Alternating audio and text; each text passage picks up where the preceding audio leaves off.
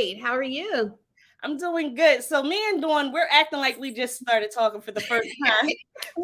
We really just had like a whole 30-minute conversation, 20-minute conversation before we hopped on. We both work for the school district of Philadelphia, so this is going to be fun.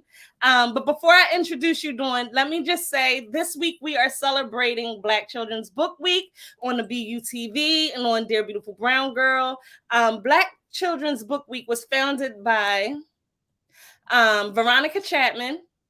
And it's a week to celebrate Black children and the people who make sure they are represented in their books and other media. Black children are negatively affected by racism, which can cause anxiety and fear and place an unjust and unacceptable burden on their growth and development. We must all be intentional about making sure they feel our love. This week is dedicated to this mission. When Black children see themselves represented positively in their media, it fortifies their self-esteem and helps protect them from the impacts of racism. I love Black Children's Book Week because it aligns directly with the Dear Beautiful Brown Girl mission and our vision. And so it was just a no-brainer to celebrate Black Children's Book Week all week. We've had authors every day. Today we are here with Dawn Sorden. She is the author of, I meant to ask you, pronounce it, I say Naturi's or Naturi's? Naturi. Okay, so Naturi's Tresses. And we're going to talk about that. Yes. Wonderful. Thank you for having me. It's a pleasure to be here. Yeah, how are you? How was your day? My day was fantastic. Okay. No complaints. It was fantastic. So how about yours? Long. Yes. Long, not bad. Interesting, very busy. Mm-hmm. That's the life of a teacher. Life of a teacher. Yeah. And I look forward to the chats in the evening because it allows me to shift gears. And just this is lighter, funner, more enjoyable. Because as the dean of students, I see all the heavy stuff. Yes. So this is fun. I want to talk about your book, inspiration behind your book. So, okay, wonderful. I'm an open book. You tell me what you want to talk about. Well, let's start with the book. Okay. You have it? You want to hold it up? Yes. So this is my first book. It's called Naturi's Tresses: Adventure in Egypt. It's about a little girl who has a difficult time embracing her kinky curls. Okay. Mom tells her to close her eyes and imagine herself in a faraway land. She does just that. She has the adventure of a lifetime. She meets new people. She has a camel ride, all while learning to love her kinky curls. So it's a story about self-love, self-empowerment, and just embracing every aspect of who she is, including those kinky curly tresses. So had a ball writing it. You did. Okay. So I have so many questions because first of all, like I mentioned before, we both work in the school district of Philadelphia. Mm-hmm. And so what was her name? She commented on it. No, we're friends. We graduated from Temple together. And she contacted me, your friend, and she let me know that you wrote your book right before it launched. Javita? Or no? You said Javita? Mm-hmm. Yeah, Javita. Yes. Yeah. Yes, I love Javita. She put us in contact. Yes, absolutely. Yes. So that was wonderful. Thank you. What grade do you teach? I teach third graders and I also teach fifth graders. So I'm an ESOL teacher. ESOL, okay. Yeah. So that's teaching them how to speak English when their native language is something else. Okay. Yeah. And I believe you are the first teacher I had on here all week, which is cool. Okay. Yeah, because first of all, we use books when we teach. We use our books as a mentor text. We use it to teach different concepts. I know you probably use them a lot for background knowledge, building background knowledge with your ESOL students. I do. And even with my own book, I was able to do like a little book tour around the school. Okay. And it was interesting to see from grade to grade. So I started at I actually did all grades, but it's geared towards maybe second grade all the way up through fifth grade. So it's just it's just interesting to see how it's perceived and received by different grades. You know what I mean? By different students at different age ranges. So it was a very, very, very cool, very interesting. Did you pull from any of your experiences at all as a teacher as you went through the writing process or the publishing process? Hmm.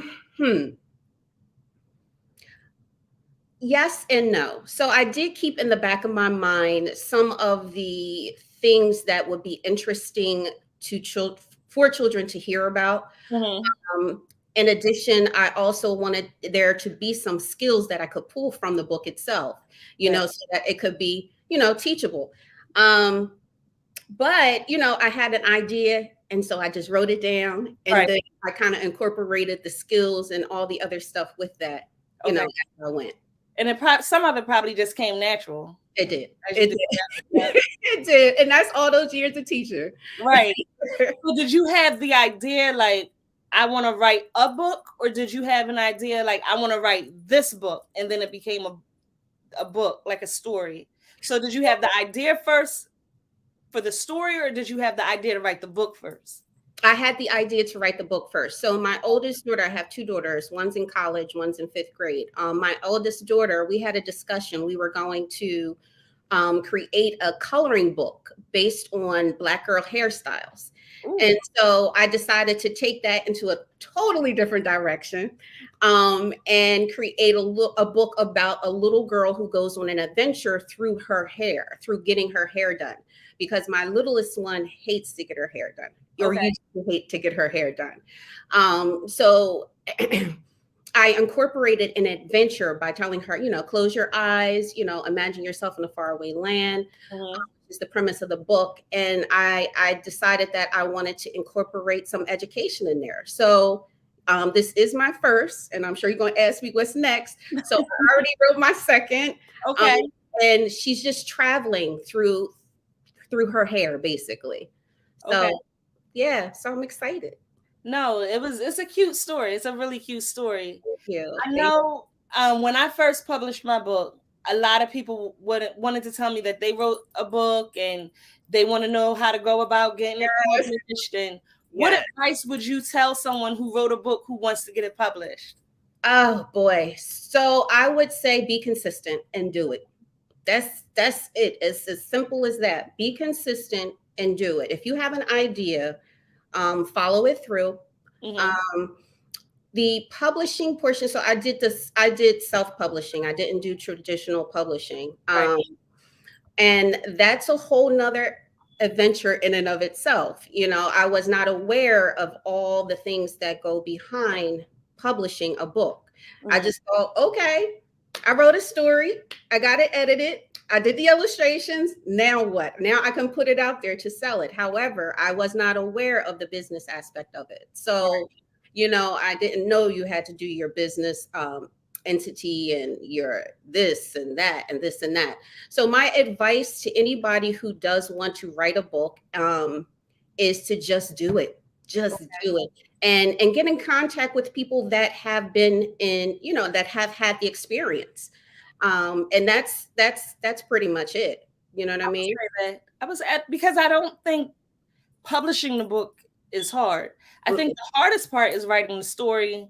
And if you have a picture book, getting it illustrated. Finding an illustrator, because depending on how detailed or what kind of pictures you're looking for, it can range. I've heard people paying anywhere from $25 a picture, which I'm like, okay, that's cool. Wow. Okay. I was that illustrator. Okay. And sometimes it does look like they paid $25, but for some people that's great for them, and that's cool. But then you can pay almost $10,000 for illustrations. That's the hard part. You want somebody who's going to format your book. You want someone because an artist and an illustrator aren't the same. Right. Illustrating it uses a different muscle. So yeah, I feel like that's the hardest part, in my opinion. Once you do that, get the ISBN, put it on KDP, find a format, get all, get all that. Yeah. It's just it was being knowledgeable of it. So I did Right. get in contact with somebody who had written she's on her 10th book at this point. So she said, "Oh, you wrote your book?" I said, "Yes, I wrote my book." She said, "Well, did you do this? Did you do this? Did you do this? Did you do that?" I said, "I didn't do any of that. I don't even know where to begin." Right, right. So once that was done, it all kind of fell into place. But yeah, it was quite the adventure. And finding the illustrator, I lucked up. Okay. I lucked up and found I my love your illustrations. Thank you. I found my illustrator on Instagram. Okay. Listen, Instagram is a tool. So, Instagram is a tool. oh my goodness. And I had to take a leap of faith. I said, because I've seen and heard so many stories where, you put your money out there and you get duped over. But my illustrator was amazing. Collaborating with her, connecting with her, it was wonderful. And she lives, like I said, she lives in Ghana, Africa. Okay. So our communication was via email. We had Okay. one conversation over the stint of about, I guess, how long did it take to illustrate? Probably about 4 to 5 months. That's Yeah, it was fast. It was fast. fast. Yeah, so it was wonderful. I have no complaints. She was very professional. She got back to me. She incorporated all my ideas. I sent her pictures. That's how I kind of involved my daughter in the process, which was amazing. So I'm like, listen, I need you to sit on the couch and pretend you're falling. And I'm serious. And I'm going to show you some of the illustrations that she and I had to take pictures of and send to my illustrator so that she could get a concept or an idea as to what I wanted. That would be so cool for an author visit. Mm. When you have like the picture that you sent to the illustrator and then the actual illustrated picture. Let me see. Yeah. Okay. So this was one. This was one where I had to make her lift up out of the chair, capture her lifting out of the chair, where her arms were, where her legs were. Wow. And then I'm going to show you one more of her Naturi falling off the camel. So I had to tell my daughter. Let me see. What? Look. I was going to ask you if this was one of the images. Yes, I had to tell her, all right, listen, I need you to pretend you're falling off of the couch. Right. I took a picture of her, and then so much of that's what I love about it. I was able to actually incorporate her into the whole process itself, and that was very rewarding. Like, what about this one? So this one was nothing but me telling exactly what I wanted. Okay. This one here, this was another one. I love this. Where I had to. So my daughter is all up and through here. That's good though. It is. That everybody plays their part. So this one. Okay, she cornrowing her hair. She is putting her hair. She's styling her hair. I'm sorry. I'm trying to get the right. Yeah. Is it cornrows?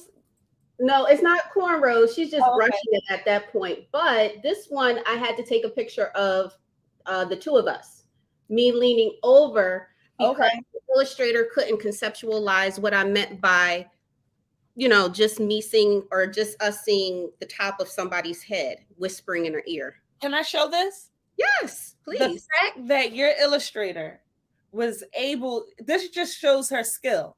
Yes. She was able to take your image, your photo, I guess, your photograph. Yes. Create this illustration. This speaks to her skill, in her talent, her ability to do that, because it looks good and it looks realistic and it looks proportional. That's important. Yes. When you look at the images. Mm-hmm. No, I love that. Thank you. That was a lot of work. And you know what? I was sold. I was sold with her when she sent me the initial character design. Okay. So I don't know, if the people out there know about illustrating a book, but, the way in which she worked, I said, I'm going to give you a description of what I want in my initial character design. Okay. And he nailed it just like that. First try, first attempt. I said, "Oh, you're the one. Right. You're the one I want." So amazing, amazing connection. I'm glad it was made. When you connect with your your illustrator, magic happens. Yes. Because when your illustrator can take your words, your ideas, your stories, and make it come to life through their drawings and illustrations, to me is magic. And when you have that relationship, that you hold on to them. My second illustrator for Ziggy Tales, my chapter book, she lived in London. And so we were the same way. Like we communicated via FaceTime, actually. Oh, wow. Okay. Technology, right? Seriously, where would we have been like 20 years ago? I don't even know. The first time we talked on the phone, because cell phones have evolved so much since we were like kids and long distance and all of that, I was charged long distance to talk to her. I said, "Oh no, what's another way we can do it? How can we do this another way?" So we started FaceTiming, and I didn't pay anything. Yeah, because it was over the Wi-Fi. Right. Yeah. I love it. But there's so much talent worldwide. So don't limit yourself. That's another piece of advice. If you're looking for illustrators, editors, don't limit yourself to just your area. Reach out. People get intimidated because of the differences, or like they think it'll be a language barrier. What if they don't understand what I'm saying, or how can I communicate? And I think, those things are important to be concerned about. But I like that you say that, like, don't let distance scare you. Don't let somebody who's international, don't let that don't let that prevent you from moving forward just because they're not in the United States. Because absolutely. So I fell in love with my illustrator. She is a keeper. Are you using her again for the second book? Okay, cool. I already told her. I said, "Listen, I got another one coming to you. Right. Prepare." So. But I was agreeing with you. When you know someone who's going through the process, and they share with you the steps that you take to actually publish, is helpful. It is. Because it does seem harder than what it is until somebody lets you know, like, it's a matter of an ISBN and a distributor and a printer. Like, of course you have to vet, like, the vendors that you choose to use, whether if you're printing, but yeah, I would agree. Definitely link up with someone and make them your mentor. She was so helpful. So helpful, like life-saving helpful. I was extremely appreciative. You said the illustrator took what, 4 months? You said 4 to 5 months? About 4 to 5 months. So what were you doing in that time? Were you like waiting for her to finish and then you were going to move forward, or were you working on things while she was working on her illustrations? Well, in addition to living life and being a mommy and finding balance within that, I was reviewing her illustrations. I was also looking at the text within the book, seeing if there were any other edits I needed to make. That was pretty much it. I think what took so long was just like the little details, because it is your baby. This book is your baby. So when she sends the revisions to you, you want to make sure that everything is perfect. Everything looks good. Okay, well, I think that mom needs to be slimmed out on this side a little bit, or instead of mom holding the products, her what do you call it? Her hair products in a like basket, I'd rather her hold them in her arms. So there were a lot of different little revisions that needed to be made, a lot of edits that need to be made throughout the process. But to me, it's your baby. You're going to invest in it, and it's worth it in the end. I think the beauty of being in the classroom or being in a school when you write your book is you have readers at your hands. Yes. Like, at your fingertips. You have your target audience in front of you, and you can share with them your story, and they will give you the most honest feedback. I love sense. Or, oh my God, I love that. Right. And what's so great about this, I think, too, is the fact that number one, it's about a little Black girl. Number two, it takes place in Egypt, and I work in a very diverse school.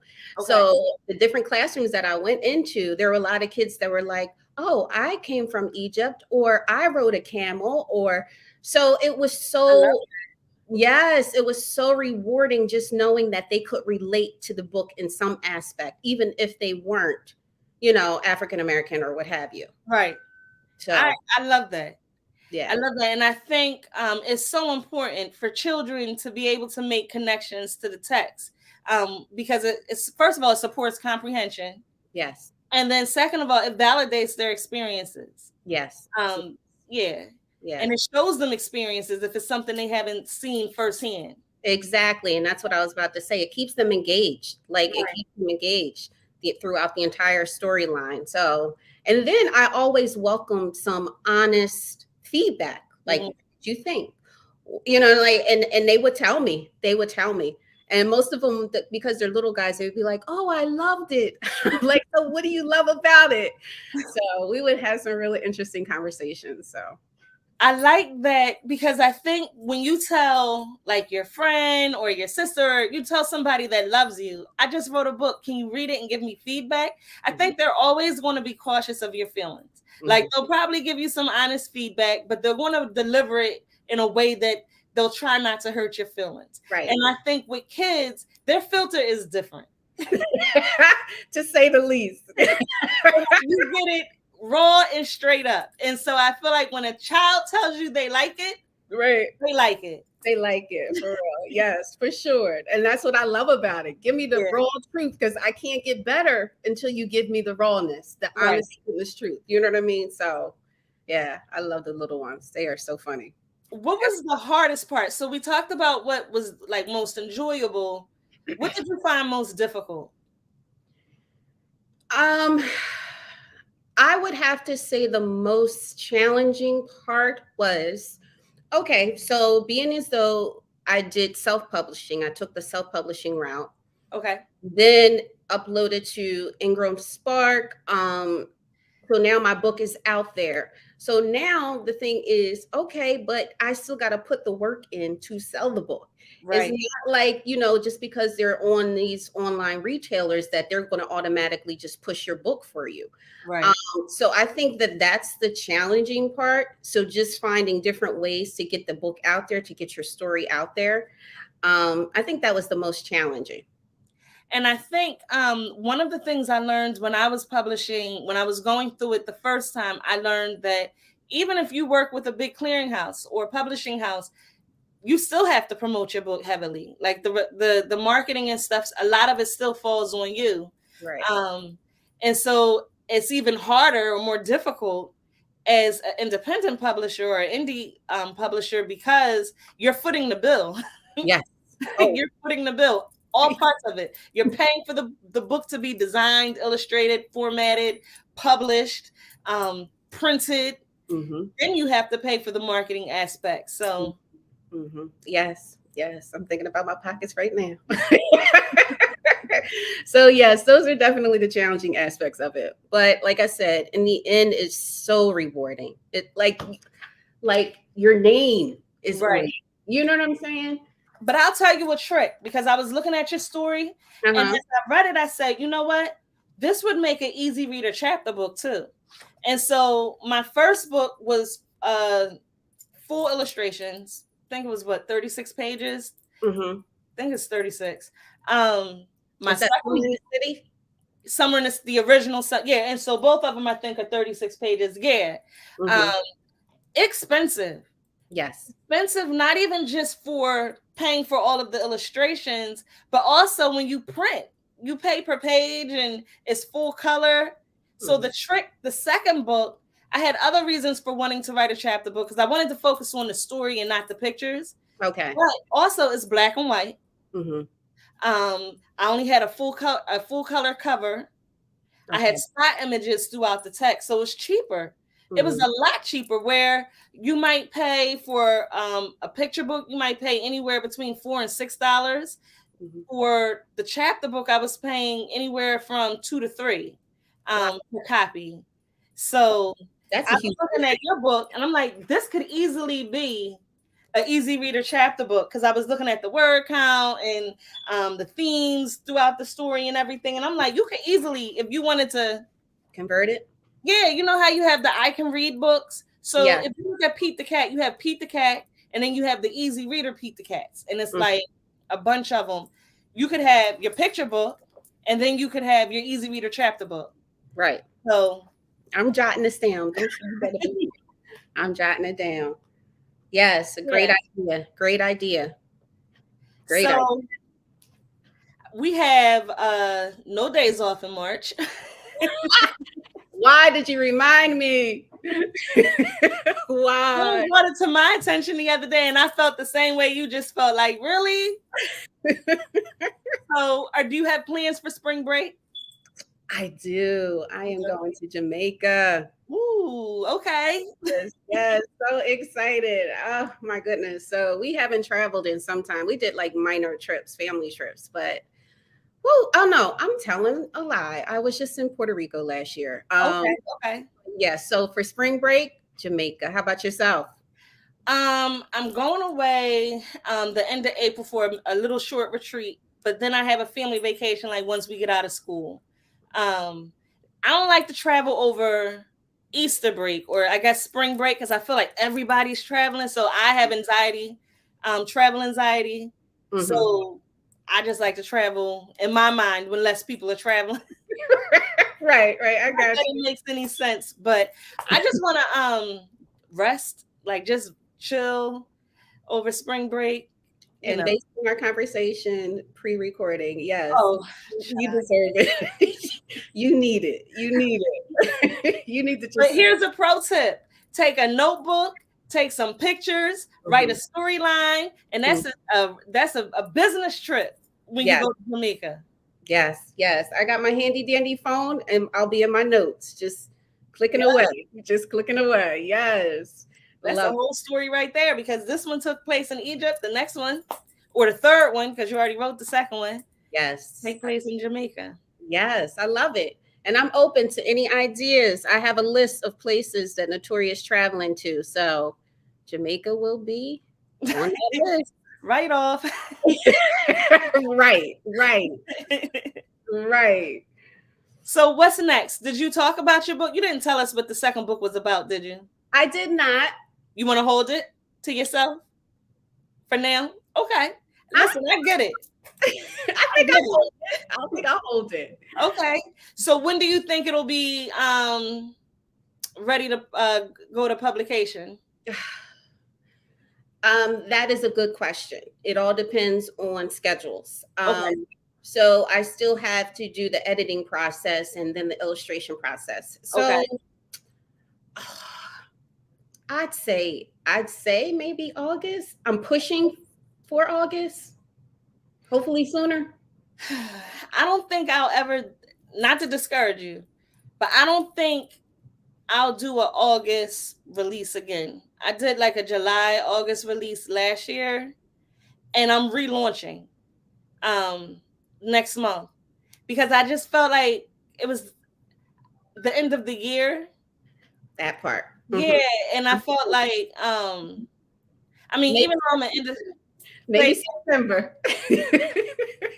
Beginning of the school year. That's when you got to capture everybody. Yeah. Well, listen, and that's good, because you can get into the classrooms. Yep. See, and that's the beauty of having our Connect, like as a teacher in a school district, because you can network with other teachers and get into different schools throughout the city, talk to the libraries. Right. That's a lot you can do.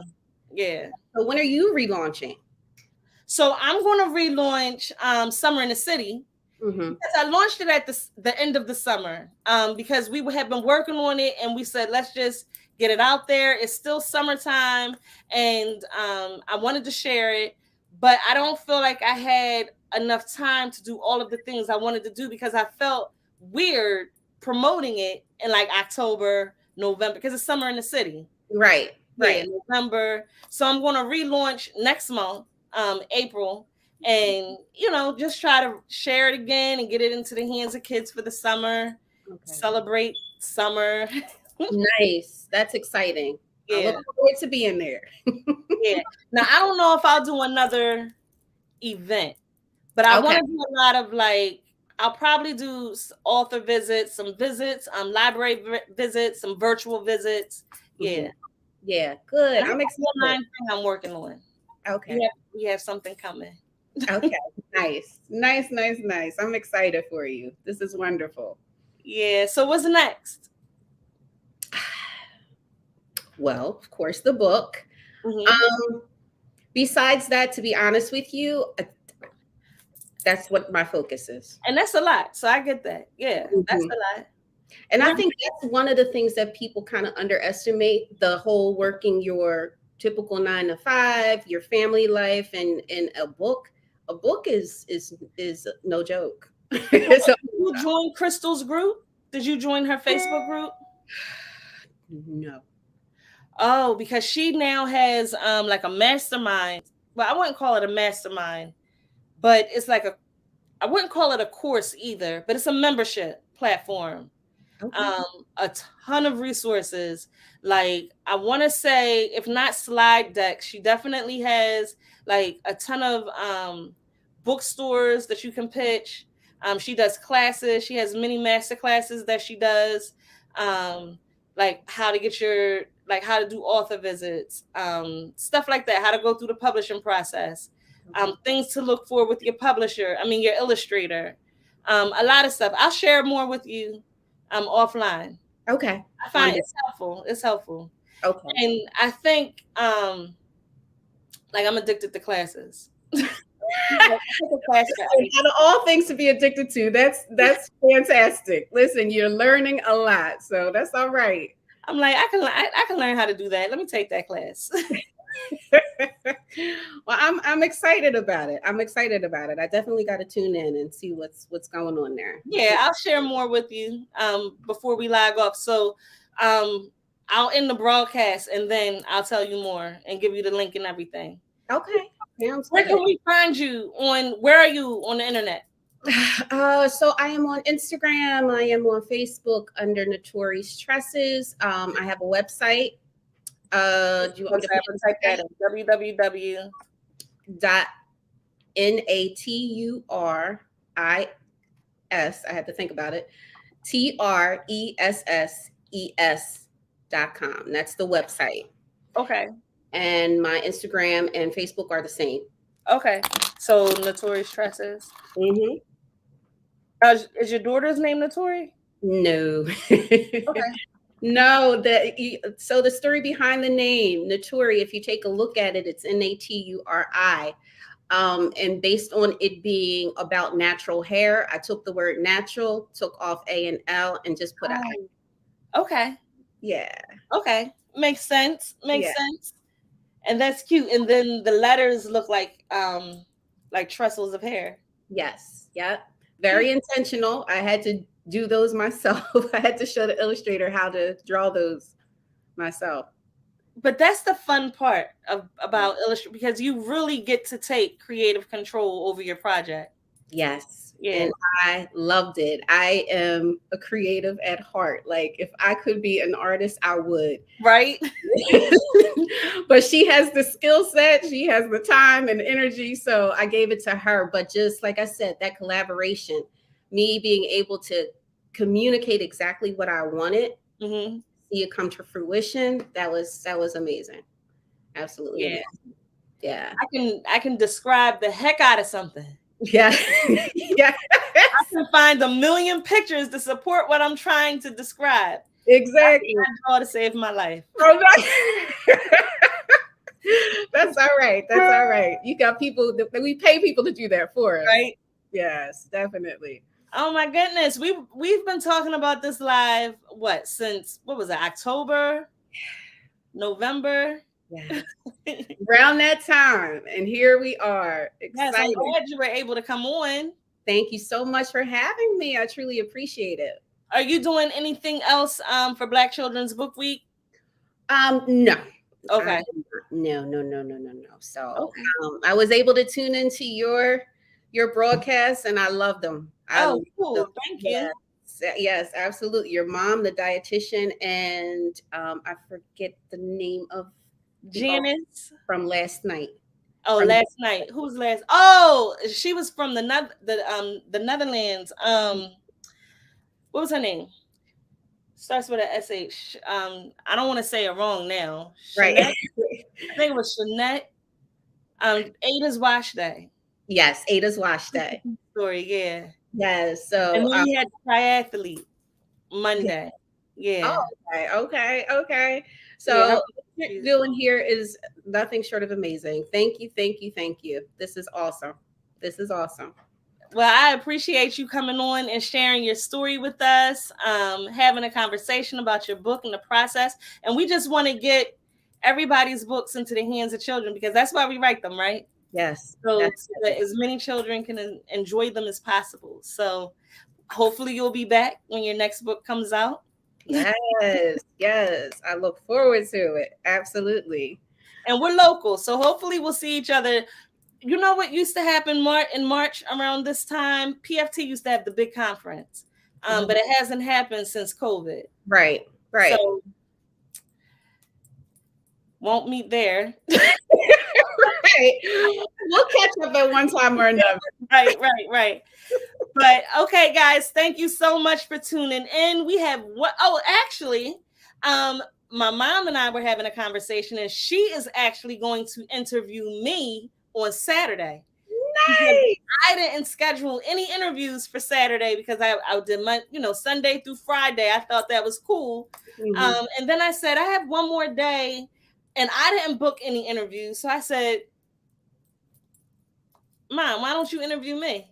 So she said, sure. Nice. So I'll be on Saturday talking about my books. So. And what better person to do it than Mom? My mom, right?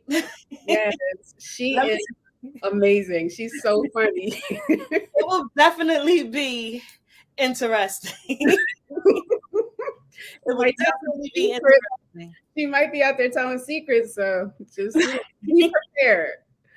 Yeah. I don't even know what she'll ask. So that's the best part. Right. And it'll probably be like a little sweet revenge because when she was coming on and I was interviewing her, she was like, well, what questions are you going to ask me? I'm like, Ma, I like an organic conversation. We'll talk on the air. And your content was funny. I like those personal stories. They were funny. All right, cool. So, everyone, you have to tune in on Saturday. Tune in on Saturday. Saturday is the last day for Black Children's Book Week, and we'll be here tomorrow night. Tomorrow night, we have another author.